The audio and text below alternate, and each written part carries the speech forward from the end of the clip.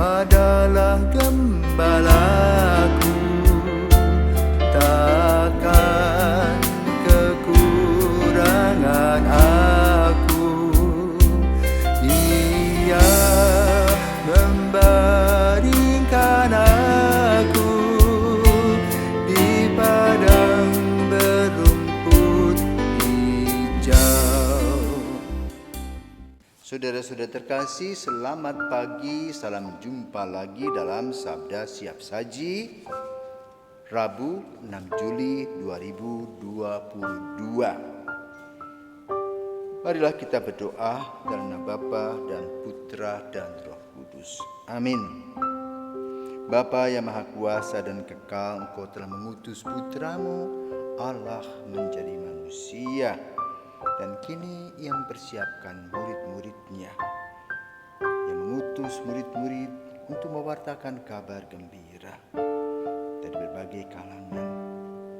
Kami mohon berkat-Mu Tuhan, semoga apa yang sudah dilaksanakan dalam pewartaan, pemuridan tetap tumbuh dan berkembang dalam gereja semesta, sehingga kami boleh menjadi pewarta yang baik.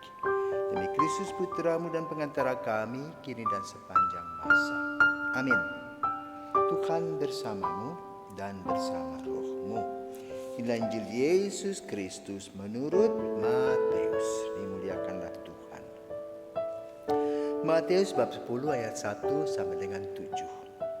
Pada suatu hari Yesus memanggil ke-12 muridnya dan memberi mereka kuasa untuk mengusir roh-roh jahat dan melenyapkan segala penyakit serta segala kelemahan.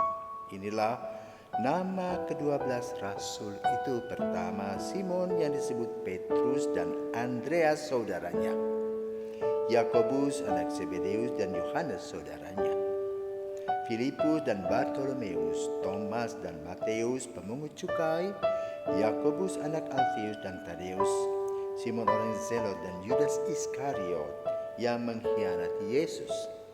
Ke-12 murid itu diutus oleh Yesus, dan Ia berpesan kepada mereka, janganlah menyimpang ke jalan bangsa lain atau masuk ke dalam kota Samaria, melainkan pergilah kepada domba-domba yang hilang dari umat Israel. Pergilah dan wartakanlah kerajaan surga sudah dekat. Demikianlah sabda Tuhan. Terpujilah Kristus.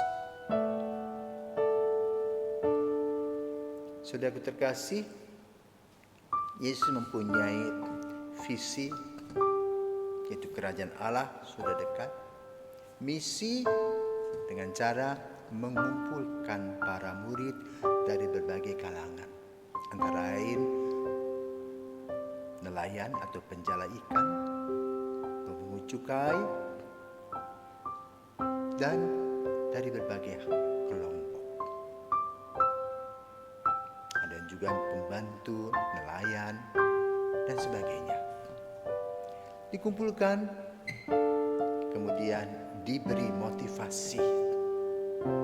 Dengan cara apa?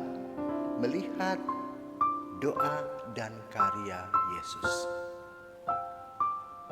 Inilah pemuridan. Sama seperti kita yang mempunyai keluarga. Kalau kita berkeluarga dari guru, maka kita sebagai anak melihat bagaimana orang tua kita mengajar, bagaimana disiplin tentang segala hal,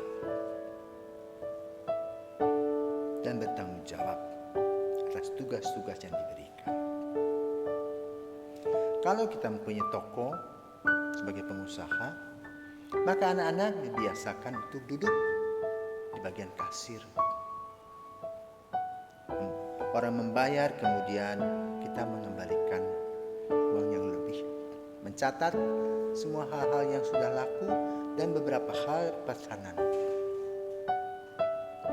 Pelan tetapi pasti kita belajar untuk bagaimana berusaha, bagaimana berdagang, dan bagaimana sebagai seorang anak guru menerangkan sesuatu. Yesus dalam beberapa saat menerangkan tentang cara apa? Kerajaan Allah penuh dengan kasih. Maka Ia menyembuhkan orang-orang yang sakit, entah sakit jiwa, sakit rohani, sakit jasmani. Ia juga mendengarkan keluh kesah orang yang mengalami tekanan-tekanan batin. Maka para murid melihat bagaimana Yesus dengan penuh kasih melayani satu persatu orang. Dan hasilnya jempolan. Yang sakit sembuh, yang meninggal bahkan bangkit kembali. Begitu mengagumkan karya-karya Yesus. Dan itu dilakukan oleh Yesus dari hari ke hari. Itu yang disebut dengan sekolah tanda petik Yesus, yang mengajar dengan penuh kasih, karya, dan doa. Dan Dia berpesan pada hari ini dalam Injil agar tidak menyimpang ke jalan yang lain. Jadi Yesus mempunyai misi. Misinya apa? Menyelamatkan umat Israel. Dikatakan, pergilah kepada domba-domba yang hilang dari umat Israel. Kenapa kok kepada orang Samaria tidak boleh? Belum waktunya. Jadi Yesus mulai dulu dasarnya secara internal kuat. Yang dituju adalah orang Israel, tetapi ternyata nanti pada waktunya orang Israel menolak dan kemudian pewartaan diwartakan kepada orang-orang di luar Israel. Panggilan sampai hari ini terus berjalan dari waktu ke waktu. Kadang banyak sekali orang yang masuk, kadang sedikit sekali. Itu semua tergantung pada situasi dan kondisi. Kalau kita lihat belahan bumi yang lain, bagian barat, panggilan kosong. Sudah tidak ada lagi.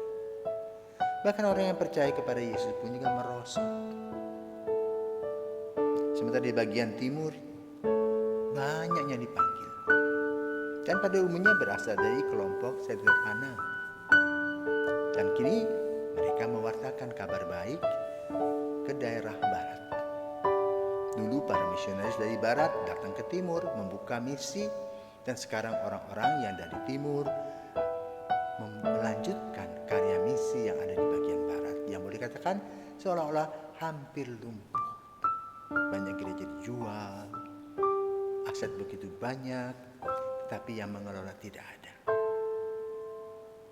Maka pada hari ini mari kita berdoa agar panggilan yang sudah dimulai oleh Yesus, di mana Yesus mengumpulkan orang demi orang, pribadi demi pribadi, dan mereka menjawab dengan totalitas, mewartakan, meninggalkan tempat mereka untuk menjadi murid Yesus. Tentu pada waktunya Yesus akan memenuhi yang kurang.